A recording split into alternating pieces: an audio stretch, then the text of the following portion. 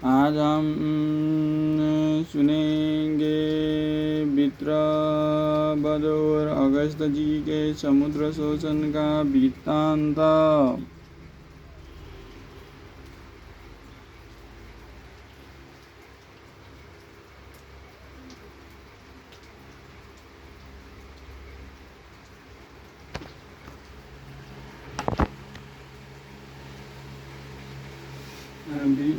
युधिष्ठिर ने कहा, विप्रवर में महामती अगस्त जी के अद्भुत कर्मों को विस्तार से सुनना चाहता हूँ। लोमश जी बोले, राजन में परम तेजस्वी अगस्त जी की अत्यंत दिव्य अद्भुत और अलौकिक कथा सुनाता हूँ। तुम सावधान होकर सुनो। सत्ययुग में कालकीय नाम के बड़े भयंकर और रणवीर दैत्यगण थे।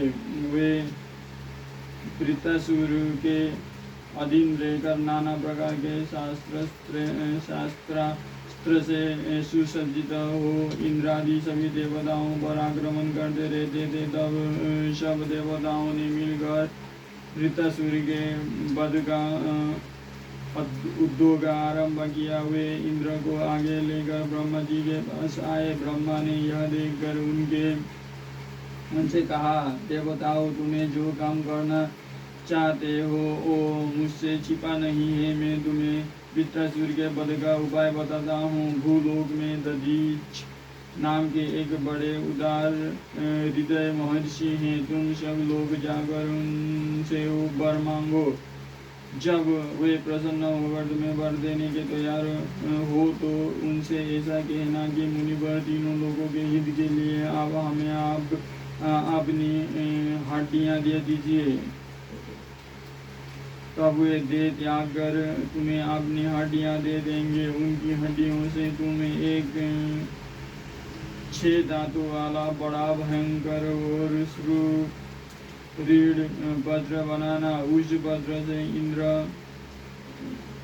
वृत्रासुर का वध कर सकेंगे। मुने तुम्हें सब बातें बता दी है। अब जल्दी करो। ब्रह्मा जी के इसी प्रकार कहने पर उनका आज्ञा ले सब देवता सरस्वती के दूसरे तट पर दधीच ऋषि के आश्रम में आए। यह आश्रम अनेकों प्रकार के वृक्ष और लतादि से सुशोभित था। वहाँ सूर्य के समान तेजस्वी महर्षि दधीचि के दर्शन कर उनके चरणों में प्रणाम किया और ब्रह्मा जी के कथानुसार उनसे वर प्रदान के लिए प्रार्थना की।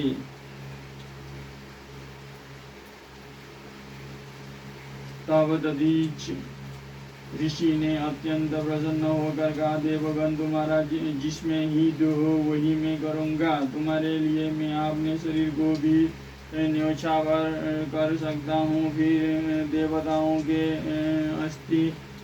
अस्थियाचना करने पर मन और इंद्रियों को वश में रखने वाले मुनिवर दधीच ने सहसा अपने प्राण त्याग दिए। देवताओं ने ब्रह्मा जी के आदेश अनुसार उनका निष्प्राण शरीर की हड्डियाँ ले ली और विश्वकर्मा के पास जाकर अपना प्रयोजन बताया। विश्वकर्मा ने उन हड्डियों से एक भयंकर वज्र तैयार किया और अत्यंत प्रसन्न होकर इंद्र से कहा, देवराज, इस वज्र से आप देवताओं के शत्रु उग्रकर्मा विप्रासुर को भस्म कर डालिए। मैं विश्वकर्मा के ऐसा कहने पर देवराज इंद्र ने वज्र लेकर बलशाली देवताओं को साथ ले पृथ्वी और आकाश को घेर कर खड़े हुए विप्रासुर पर धावा बोल दिया।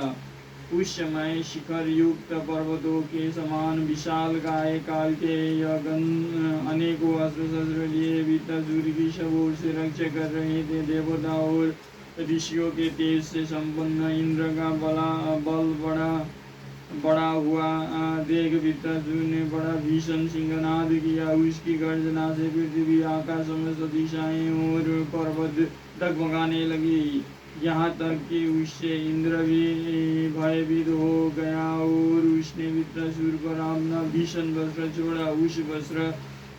उस वज्र की चोट से प्राणहीन होकर वो तो महादैत्य उसी प्रकार पृथ्वी पर गिर पड़ा जैसे पूर्व काल में विष्णु भगवान के हाथ खिसक कर महाशैल मंदराचल गिर गया था। वृत्तासुर के सारे मारे जाने से सभी देवता और महर्षियों को बड़ा आनंद हुआ और वे इंद्र की स्तुति करने लगे। इसके पश्चात उन्होंने वृत्रासुर के पद से दुखी काली आदि समस्त दैत्यों के भी मारना आरंभ किया। तब वे सब दैत्य उनसे भयभीत होकर बड़े बड़े मत्स्यों और नौकों से भरे हुए अगाध समुद्र में घुसकर छिप गए। वहां से वे अत्यंत व्याकुल होकर आपस में त्रिलोकी के नाश का उपाय सोचने लगे। विचार करते करते उन्हें कालवश एक बड़ा ही भयंकर उपाय सूझा। उन्होंने निश्चय किया कि समस्त लोगों की रक्षा तब से होती है,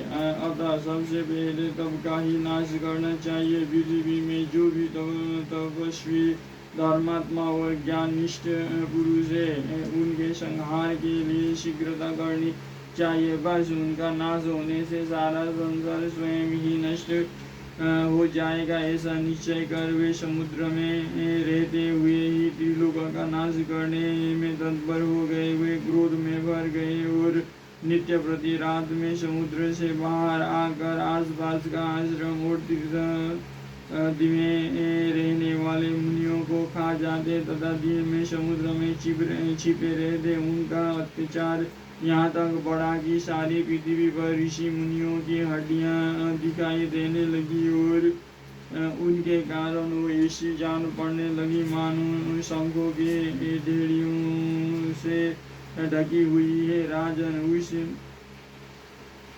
राजन, जब इस प्रकार संसार का संहार होने लगा तथा यज्ञ यागादि के महारो नष्ट हो गए तो देवता लोग बड़े दुखी हुए। उन्होंने देवराज इंद्र के साथ मिलकर सलाह की और शरणगतवत्सल देवादिदेव श्री मन्नारायण की शरण ली। देवताओं ने वैकुंठ नाथ पराजित भगवान मधुसूदन के पास जाकर उन्हें नमस्कार किया और उनकी इस प्रकार स्तुति की, प्रभु आप सारे संसार के उत्पत्ति पालन संहार करने वाले हैं। आप ही ने इस चराचर विश्व की रचना की है। कमल नयन, पूर्व काल में जब पृथ्वी समुद्र में डूब गई थी तो आप ही ने बराह रूप धारण करके इसका उद्धार किया था। पुरुषोत्तम, आप ही ने नृसिंह रूप धारण करके महाबली आदि दैत्य हिरण्यकशिपु का वध किया था। महादैत्य बलि को मारना किसी भी देहधारी के वश की बात नहीं थी। उसे भी आप ही ने वामन रूप धारण करके त्रिलोकी के ऐश्वर्य से भ्रष्ट किया था। महान धनुधर जम्या बड़ा ही क्रूर और यागादि को भस्म करने वाला था। उस सुप्रसिद्ध दानव का भी आपने ही दलन किया था। इसी प्रकार आपके आगनित पराक्रम हे मधुसूदन, हम भयभीतों के तो एकमात्र आप ही आश्रय है। अतः हे देवेश्वर, त्रिलोकों के कल्याण के लिए हम आपसे प्रार्थना करते हैं कि इस महान भय से संपूर्ण लोक देवगण और इंद्र की रक्षा कीजिए। इस समय संसार पर बड़ा भारी भय उपस्थित है। पता नहीं रात में कौन आकर ब्राह्मणों को मार डालता है। ब्राह्मणों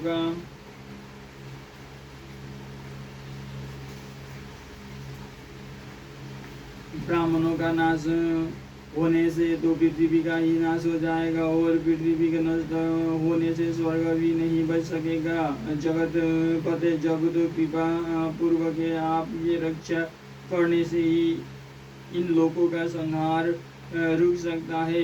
देवताओं को प्रार्थना सुनकर भगवान विष्णु ने कहा, देवगण में इस प्रजाओं के भय का कारण पूरी तरह जानता हूँ। काल के नाम के प्रसिद्ध एक दैत्यों का बड़ा विकट दल है। वे सब दैत्य वृत्रासुर का आश्रय लेकर सारे संसार को पीड़ित करते थे। दिन में तो नाकों और ग्राहों से भरे हुए समुद्र में छिपे रहते हैं, किंतु रात्रि के समय संसार का उच्छेद करने के लिए बाहर निकलकर ब्राह्मणों का वध करते हैं। समुद्र में रहने के कारण तुम उन रेतों का दलन नहीं कर सकोगे, इसीलिए पहले तुम्हें समुद्र की सुखाने की उपाय सोचना चाहिए। समुद्र को सुखाने में अगस्त्य जी के सिवा और कोई समर्थ नहीं है, और उसे सुखाए बिना उन दैत्यों का पराभव नहीं हो सकता। इसीलिए तुम किसी प्रकार अगस्त्य जी को इस काम के लिए तैयार कर लो। भगवान विष्णु की यह बात सुनकर देवगण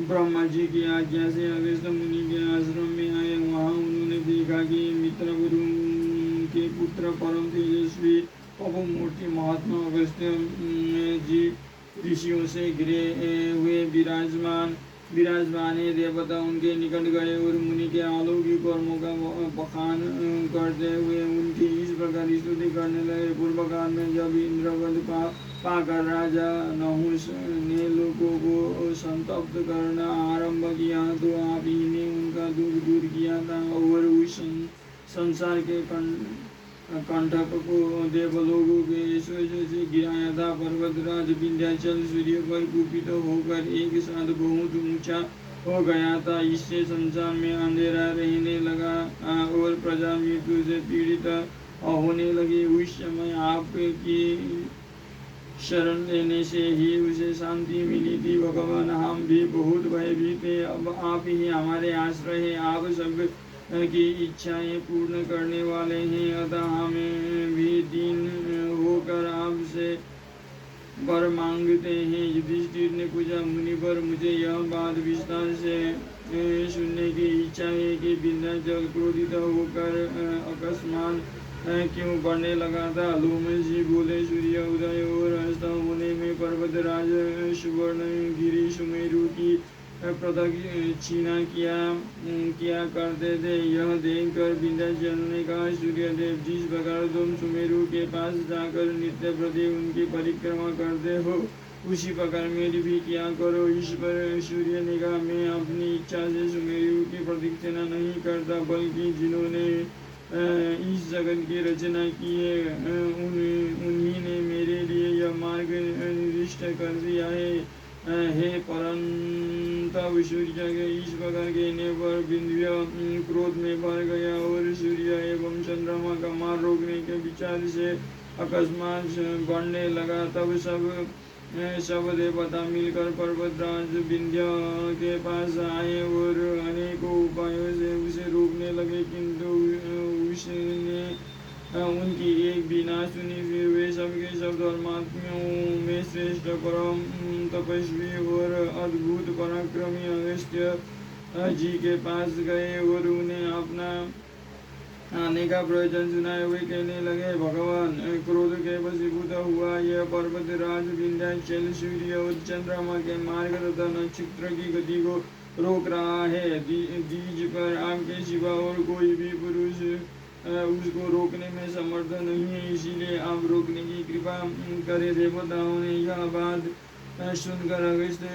जी अपनी पत्नी के सहित विंध्याचल के पास आए और उससे बोले, पर्वत प्रवर, मैं किसी कार्य से दक्षिण की ओर जा रहा हूँ, इसीलिए मेरा इच्छा है कि तुम मुझे उधर जाने का मार्ग दो।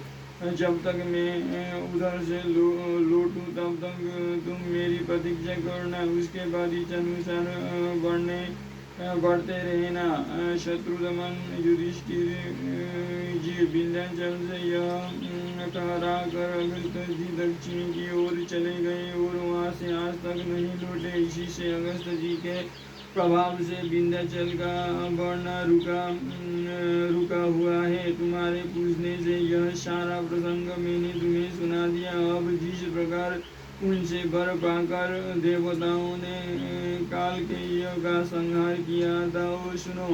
देवताओं की प्रार्थना सुनकर अगस्त्य जी ने कहा, आप लोग यहाँ कैसे आए हैं और मुझसे क्या वर चाहते हैं। तब देवताओं ने कहा, महात्मन, हमारी ऐसी इच्छा है कि आप महासागर को पी जाइए। ऐसा होने पर हम देवद्रोही कालकेयों को उनके परिवार के सहित मार डालेंगे। देवताओं की बात सुनकर मुनिवर अगस्त्य ने कहा, अच्छा, मैं तुम्हारी इच्छा पूर्ण करूंगा और संसार का दुख दूर कर दूंगा। तदनंतर वे तब सिद्ध ऋषियों और देवताओं को साथ ले नदीनाथ समुद्र के तट पर पहुंचकर वहां एकत्रित हुए। देवता और ऋषियों से कहने लगे, मैं संसार के हित के लिए समुद्र का पान करता हूँ। ऐसा कहकर उन्होंने बाद ही बातों में समुद्र की जलहीन कर दिया। तब तब देवता लोग प्रबल होकर अपने दिव्य शस्त्रों से काल के युगों का संहार करने लगे। इस प्रकार गर्ज कर प्रहार करते हुए देवताओं की मार से वे व्याकुल हो गए और उन्हें उनका वेग हो गया। उनकी मार खाकर 2 घड़ी तक तो काल के ने भी भयंकर सिंहनाद करते हुए घनघोर युद्ध किया।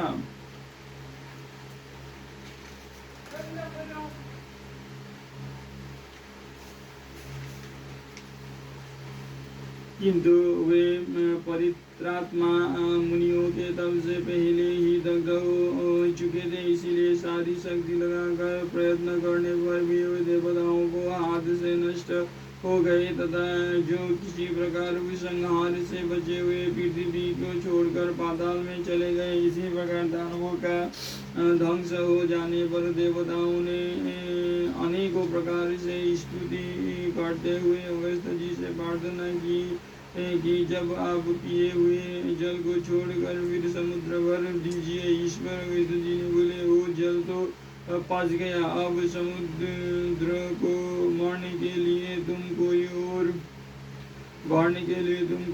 उपाय सोचो। महर्षि की इस बात से देवताओं को बड़ा आश्चर्य हुआ और वे उदास हो गए। फिर उन्हें प्रणाम कर वे ब्रह्मा जी के पास आए और हाथ जोड़कर उनसे समुद्र की भरने की प्रार्थना की। ब्रह्मा जी ने कहा, देवगण, अब तुम इच्छानुसार अपने अपने स्थान को जाओ। आज से बहुत समय बाद राजा भगीरथ अपने पुरखाओं के उद्धार का प्रयत्न करेगा, उससे समुद्र फिर जल से भर जाएगा। ब्रह्मा जी की बात सुनकर देवता अपने अपने स्थानों को चले गए और उस समय की प्रतीक्षा करने लगे। सगर पुत्रों का नाश और गंगावतरण अगले अध्याय में पढ़ेंगे, सुनेंगे।